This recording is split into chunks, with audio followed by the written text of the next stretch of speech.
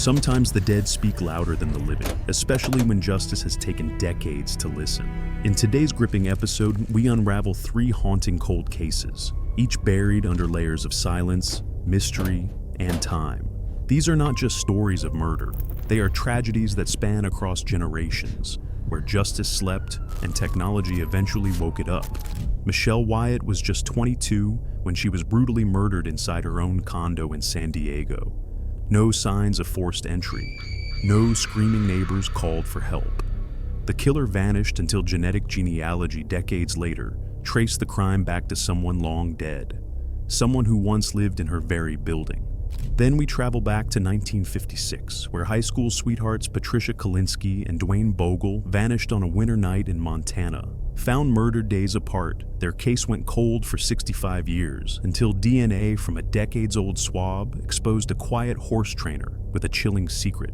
And finally, the case of Virginia Hannon, the beloved lunch lady of Pembroke, Massachusetts. Her kindness made her a neighborhood favorite, but that didn't stop someone from breaking in and killing her in her own bed.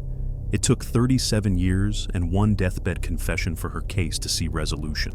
These aren't just cold cases, they're the chilling proof that the truth always finds a way to surface. So buckle in, subscribe and ring the bell, because once you dive in, you won't be able to look away. Case file number 1. The long, cold trail of Michelle Wyatt. Michelle Wyatt was a young woman full of life, ambition, and warmth. Born and raised in the vibrant city of San Diego, she graduated from Patrick Henry High School in 1977. By 1980, Michelle had her sights set on something bigger. She was attending Grossmont College and working part-time as a cashier at the local Safeway in Mission Hills. Those who knew Michelle described her as determined, fiercely independent, and kind-hearted to a fault. Her father, Raymond Wyatt, remembered her as someone with unwavering clarity about her goals from an early age. Her passions went beyond books. Michelle loved the great outdoors, embracing activities like scuba diving and skating. Friends often shared how difficult it was for Michelle to hurt anyone's feelings. She was gentle, driven, and full of promise. But that promise would be tragically cut short. It was the night of October 9th, 1980, when Michelle spent the evening relaxing with her boyfriend. They played pool, shared laughs, and simply enjoyed each other's company. Around 1 a.m., he left her condo, locking the door behind him. Then came the scream. Neighbors in the surrounding condo complex reported hearing a woman cry out in the dark hours after midnight. But no one called 911. That scream belonged to Michelle. By the time authorities arrived, it was too late. There were no signs of forced entry, no broken locks, no shattered windows. It was as if the killer had simply walked in. Detectives searched tirelessly, gathering statements, examining the crime scene, and hoping DNA could point them to the truth. But, despite their efforts, the case stalled. The technology of the time couldn't deliver the answers they needed. And so, the investigations faded into silence. Years later, a retired San Diego sex crimes and homicide detective picked up the case. Something didn't sit right. He believed Michelle wouldn't have opened her door for a stranger, especially not at that hour. His theory? The killer had been watching, waiting. He likely knocked on her door moments after her boyfriend left, mimicking his return, just long enough to be let in without suspicion. Then, in June 2000, fresh DNA testing revealed 2 profiles. One belonged to her boyfriend, who was later ruled out. The other, unidentified. No match in the national database. Another 2 decades passed in frustration and uncertainty. Finally, investigators turned to genetic genealogy, a groundbreaking technique connecting DNA with family trees. It worked. The killer was identified as John Patrick Hogan, just 18 at the time of Michelle's murder. But there was one catch. Hogan had died in 2004 from a drug overdose, exactly 24 years to the day after he murdered Michelle Wyatt. Detectives tracked down Hogan's relatives, and DNA confirmed the match. As it turns out, Hogan had lived in the same condo complex in the 1970s. He was no stranger to the place or its people. At the time of the crime, he was in the Air Force, shuttling between Arizona, California, and New Mexico. Lieutenant Tom Seaver, who led the case in later years, put it plainly. He's the one who committed the sexual assault and murder. He would have been arrested if he were still alive. For Michelle's parents, now in their 80s, the news was bittersweet. They had spent over 40 years hoping for justice, clinging to every sliver of hope. Her mother, Louise Wyatt, summed it up painfully. "Okay, he's dead. But I would have liked to talk to this man personally. I just feel horrible for the ending." Yet, in that grief, there was a measure of peace. Thanks to the relentless work of cold case investigators and modern science, Michelle Wyatt's story didn't remain buried in the past. Her parents finally had the answers they had waited so long to hear, and Michelle, a kind soul lost too soon, can finally rest. Case file number 2. The Lover's Lane mystery solved after 65 years. It was a cold January night in 1956 when two young souls, full of promise and dreams, vanished into the dark silence of Great Falls, Montana. Patricia Calisi, just 16, was a junior in high school, bright, determined, with big dreams of college and a future far beyond her hometown. And Lloyd Dwayne Bogle, 18, was a rising star at Malmstrom Air Force Base, already promoted to Sergeant Second Class. The two had only met a month earlier at Patricia's cousin's wedding, but from that moment, sparks flew. On the evening of January 2nd, they were last seen leaving Pete's Drive-In, heading west toward a quiet spot known to locals as Lover's Lane near Wadsworth Park. They never came home. At first, Patricia's parents assumed she had eloped. Her older sister had done the same at that age. But something didn't sit right. Patricia wasn't impulsive. She was responsible, ambitious, and deeply committed to her education. And Lloyd, he was already like family. The next morning, three boys stumbled upon a horrifying sight. Lloyd's body, half hidden under his car. His wrists were bound with his own belt, his skull pierced by a bullet. The headlights were still on, the car's engine was still running. His life, however, was gone. A day later, Patricia's body was found in a rocky ravine 8 miles away. She was fully clothed, showing signs of a violent struggle. The autopsy revealed she had likely been sexually assaulted and suffered blunt force trauma. There was no robbery, no clear motive, no answers, just a trail that grew colder with every passing year. Investigators never gave up. They questioned over 35 suspects.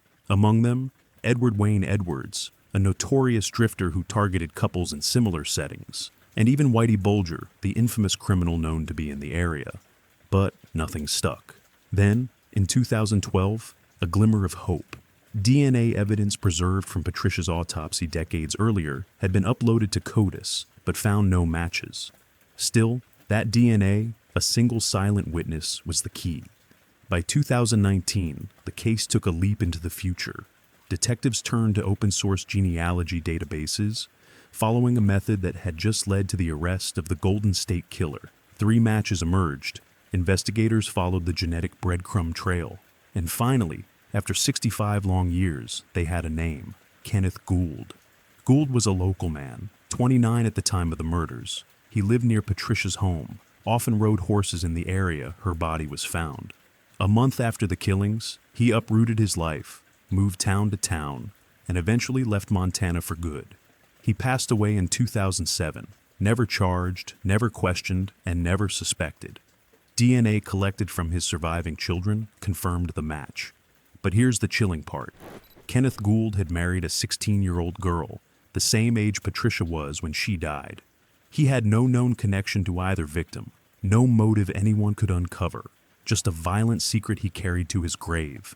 Neighbors remembered him as quiet, kind, religious. They couldn't believe it, but Patricia and Dwayne's families finally had closure. Painful closure, but closure nonetheless. Sergeant John Cadner put it best: "I can't put the gun in his hand." But when you put it all together, there's no doubt in my mind. Some secrets, as Gould's own daughter said, are buried deep, never told, never guessed, never suspected. And for Patricia and Dwayne, who left this world far too soon, the truth may have been delayed, but not denied. Case file number 3, the murder of Virginia Hannon. Let's travel back to the quiet, wintry streets of Pembroke, Massachusetts in the year 1984, a place where tragedy would soon shatter the peace of an entire neighborhood. Virginia Hannon, 59 years old, was a woman who radiated kindness. Known fondly around town, Virginia had spent most of her life as a lunch lady at Brattville Elementary School, where she was adored by the children and respected by her peers. Her gentle demeanor and warm smile became a familiar comfort for generations of students. She loved to cook, loved to help others, and even in retirement, she remained an irreplaceable figure in the community. She lived alone in her small yellow house on West Street, a house that had become a sort of neighborhood hub. Children often stopped by for cookies and juice, and even the local stray animals found refuge under Virginia's care. But behind the gentle charm of her home lay a secret that may have made her a target. After her aunt passed away in California, Virginia inherited nearly $380,000. While most of it was reportedly in the bank, there were rumors, never confirmed, that she kept a portion hidden in cash somewhere in her home. Virginia, known for being open and trusting, spoke freely about her life and the inheritance. That trust may have cost her dearly. On Saturday, February 11th, Virginia went to her regular church service at St. Joseph's Church, accompanied by her friend Dolly Harmit. After Mass, they headed to their usual dinner spot, BS Restaurant, before Dolly dropped her off at home around 7:30 p.m. That was the last time anyone saw Virginia alive. The next 2 days were silent. Virginia didn't check in with her stepfather, whom she cared for daily. Concern grew. By Monday, February 13th, someone knocked on her door to check in, only to discover the unimaginable. Virginia had been murdered in her own bed. Her blanket was pulled over her, but signs of a brutal attack were visible. Investigators found nylon stockings, believed to be used in the killing. There was also a shoe print on her stomach, suggesting she had been kicked during the assault. The scene told a story of violence that clashed horribly with the woman everyone knew. Police quickly ruled it a home invasion. The front door and nearby window had been forcibly entered, and Virginia's wallet last seen with a $100 bill was empty. Was this a robbery gone wrong? Or something more personal? Despite their efforts, authorities found no suspects, no clear motive, and no witnesses. Virginia's murder became one of Pembroke's coldest cases, haunting the town for decades. But the story didn't end there. In 2018, a breakthrough. Advanced DNA technology allowed authorities to extract a male DNA profile from evidence at the scene. Still, without a match in any database, the identity of Virginia's killer remained a mystery until a deathbed confession cracked the case wide open. In 2020, a man named Jesse Ward, who had recently passed away at age 58, was posthumously identified as the killer. A friend came forward with a chilling claim. Jesse had confessed to Virginia's murder before he died. Investigators compared his preserved blood sample to the crime scene DNA. It was a perfect match. Jesse had been just 22 years old at the time of the killing. There was no known connection between him and Virginia. In March 2021, the district attorney's office officially announced that the decades-old mystery was finally solved. Virginia's family, especially her nephew, Richard Hannon, and his wife, Judy, expressed deep gratitude to the tireless investigators who never gave up. Virginia Hannon's story reminds us that justice may be delayed, but it's never out of reach. With perseverance and the evolution of forensic science, even the coldest of cases can be brought back to life and resolved. Stay with us, because stories like these deserve to be told and remembered. Case file number 4. The cold case of Janet Brochu. It was just 2 days before Christmas in 1987 when 20-year-old Janet Brochu stepped into what would unknowingly be her final night out.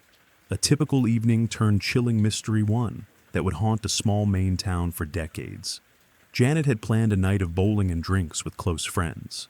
They started off at the Waterville bowling alley, where they crossed paths with 2 men strangers they struck up friendly conversation with.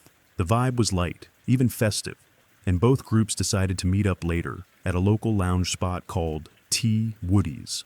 But when they arrived, not everyone got in. Janet, just 20, was turned away due to Maine's updated drinking laws raising the legal age to 21. And so, while her friends went inside, Janet waited outside. One of the men from earlier offered to drive her home. Trusting him, Janet agreed. She was last seen getting into his car. Minutes later, that same man returned to the bar, but alone. He said Janet had forgotten her purse, and he'd come back to retrieve it while she waited in the car. But Janet never made it home. The next morning, panic set in. Janet's parents, Albert and Geraldine Brochu, contacted police. As a diabetic, Janet's need for regular insulin injections made the situation even more dire. The man she left with claimed she became suddenly ill, so he decided not to take her home. According to him, that's where their paths ended. For 3 agonizing months, Janet's loved ones hoped, searched, and waited. Then, on March 18, 1988, a fisherman made a horrifying discovery. Janet's unclothed body floating near the Waverly Dam in the Sabbath Day Lake area. No cause of death could be determined, and her clothing was never found. Was she pushed? Did she jump? Or was she murdered? Soon after, another tragedy struck the same town. In August 1988, 23-year-old Geraldine Ann Finn vanished after a night at Pete and Larry's bar. Her body too was found, unclothed, in a wooded area. But this time, the case wouldn't go unsolved. The killer, Gerald Goodale, a man with a criminal record and a diamond tattoo on his shoulder. He was sentenced to 75 years for Geraldine's murder. He was questioned in Janet's case, but without evidence, police couldn't charge him. For over 30 years, Janet's case remained frozen in time. That is, until May 2021. In a stunning development, police finally arrested Gerald Goodale for Janet Brochu's murder. The evidence that led to the arrest remains sealed for now, as legal proceedings are still underway. But the hope for justice is finally breathing again.